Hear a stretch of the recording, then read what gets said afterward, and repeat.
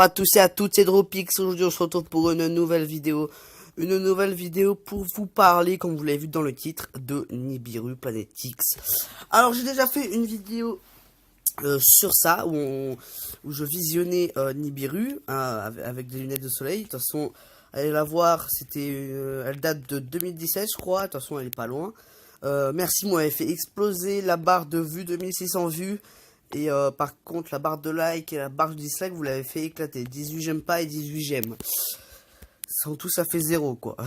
Bon, voilà, alors c'est parti. J'ai vu un article sur Google Chrome, on va y aller. Alors d'abord, je vais faire de la pub pour cette voiture. Placement produit, c'est faux. Alors regarde-nous cet article. Nibiru, l'apocalypse est maintenant programmé pour le printemps 2018. Alors voilà, je vais vous lire le texte. Alors... je vais vous lire le texte. David Maid est de retour avec une nouvelle théorie sur la planète Nibiru. La planète Nibiru, c'est comme je vous l'ai dit, c'est la planète que j'ai filmée en 2017. Voilà, allez la voir, de toute façon je la mettrai dans la description. Alors, l'homme pense en effet que les premiers effets provoqués par le rapprochement de la planète se feront sentir dès le printemps prochain. C'est la planète X en fait, de toute façon ça va être marqué en dessous, mais comme ça je vous le dis. Bon, tu sais quoi, je vous lis. Nibiru pour ceux qui ne le connaissent pas encore, est censé être une planète circulant aux confins du système solaire, une planète passant à proximité de notre propre monde tous les 3620. Alors en fait, le planète X, sa trajectoire, en fait, c'est un genre de... c'est-à-dire qu'en fait, tous les 3620, elle passe juste à côté de notre Terre. Alors sa trajectoire, elle commence au Soleil. Alors on va dire qu'elle commence à la Terre. Alors elle commence à la Terre, elle est toute prête. Elle sort du système solaire, je crois, et elle re-rentre pour passer à côté de notre Terre, ce qui peut provoquer des catastrophes et tout. Alors, provoquant de ce fait d'innombrables cataclysmes dignes des pires scénarios hollywoodiens. Là, pour ceux qui ne se croient pas, changez de vidéo. Historiquement parlant, le terme est paru pour la toute première fois à l'époque babylonienne dans un poème portant sur la création de l'univers, un poème intitulé Unama Elishi. Alors babylonienne, voilà. C'était une ville en Mésopotamie qui vivait la ville de Babylone qui a été créée en moins 2300 et Numa Elishi qui faisait partie de de cette ville, je crois. Hein. Nibiru, un mythe qui accompagne l'humanité depuis plusieurs millénaires.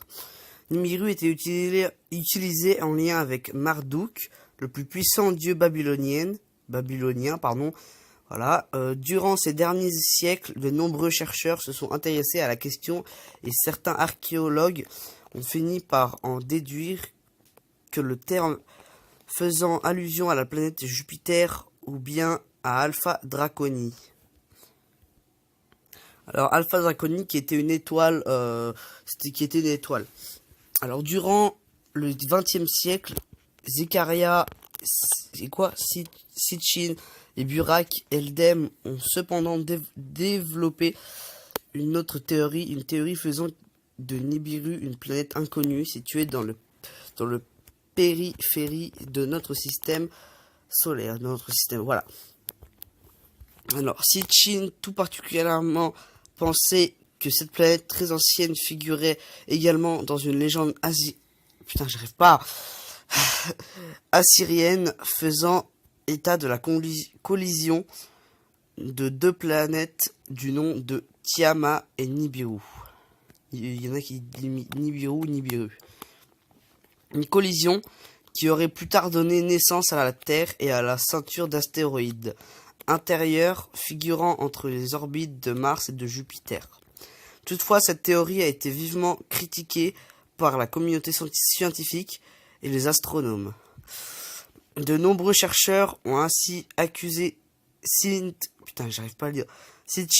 d'avoir pris des raccourcis et de ne pas présenter suffisamment de preuves pour étayer sa thèse.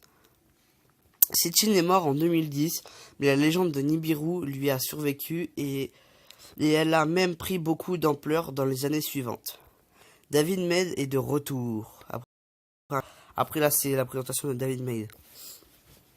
Bon, ça fut une vidéo une vidéo courte. Ah, alors après, si vous voulez aller voir plus en détail, je vous mettrai le lien dans la description aussi. Regardez, il est là. De toute façon, regardez. Tac, tac, tac, tac, tac. Oh, il est long par contre. Hein. Si vous voulez, je vous le mets. Je vous le mettrai. Bon, c'est la fin de cette vidéo. N'hésitez pas à liker, à partager. Je vais mettre mon outro. Je vais mettre mon outro de vidéo. Une autre outro de vidéo à la fin. Alors, Harry Potter, si tu vois cette vidéo, si tu veux la vidéo de comment mettre des liens cliquables à la fin de la vidéo, j'ai trouvé, t'inquiète pas. Voilà, c'est la fin de cette vidéo. N'hésitez pas à liker, à partager et allez vous abonner à ma chaîne YouTube. De toute façon, voilà, je le mettrai à l'outro de la fin. Allez, je vous dis ciao.